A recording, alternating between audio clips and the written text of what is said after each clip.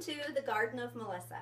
We are here in Iowa and it's the end of February, and as you can see by looking outside, there is snow on the ground and it is freezing cold. So I have a project for you today that I think might help raise your spirits and help get you in that gardening mood.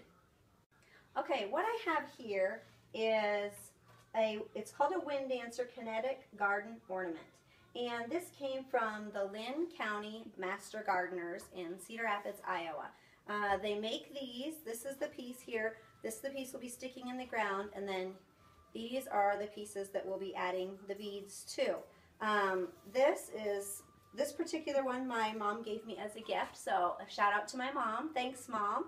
And I will be showing you how to put it together today.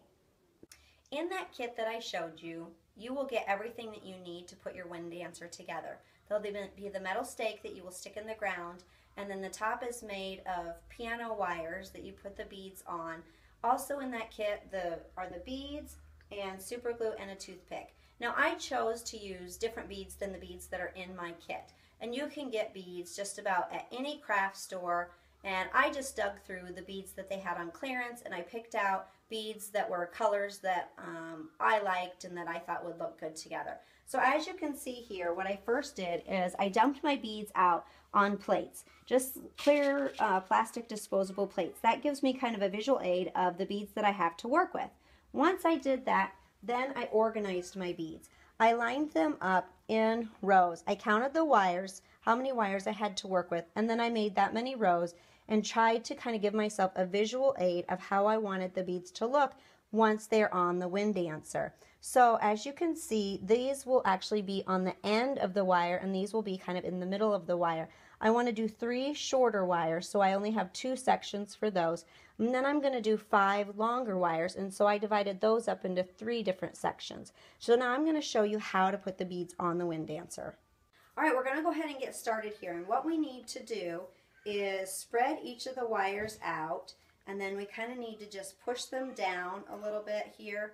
And like I said earlier, I want to cut 3 of them so that they're shorter, and my hope is that the 3 that I cut shorter are going to stand up straight, and the other wires then are going to flop down. So I'm going to kind of work on these wires and get them all spread out evenly and all bent down so that they kind of stay down. 5 wires that I've got kind of pushed out and pushed down, and then I've got the 3 wires that I'm going to cut short that I'm hoping are going to stand more upright.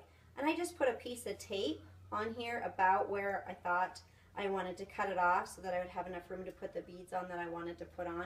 So I'm just going to take these pliers. There's a little edge here that's for wire cutting, and you just put the wire in there and you kind of snip and bend and twist back and forth until it breaks off. So there's one, and then we'll go ahead and we'll do the other 2.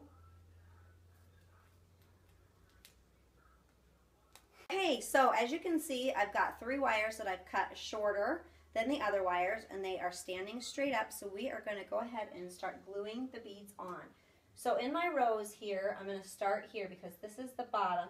I want these bigger beads to be up here, are going to be at the top like so, and then I've got the smaller beads are going to be down at the bottom.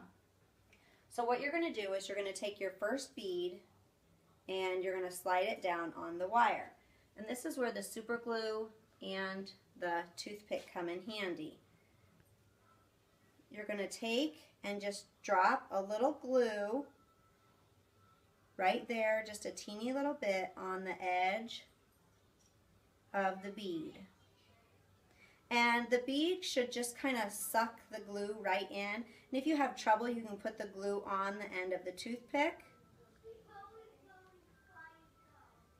and just kind of help drop it down in there. Alright, so let's go ahead and we'll do the next bead.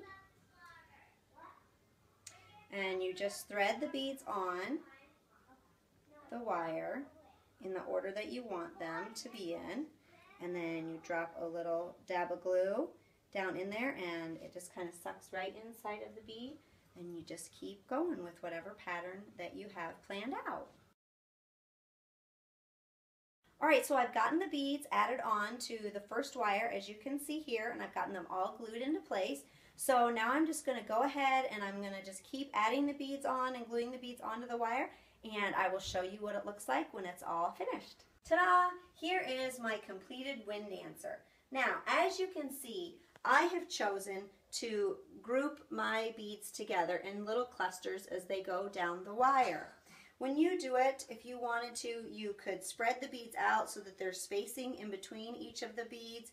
You can use different colored beads. It's completely up to you. You can make it your own.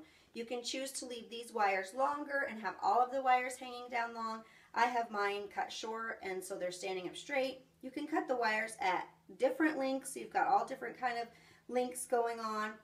You can even curl the wire, and what you would need to do to curl the wire is first you would want to glue the beads on, spread the beads out down the wire, and then just take some dowel rod and wrap the wire around the dowel rod, and that's going to give you kind of a curling effect. So you can just completely make this your own.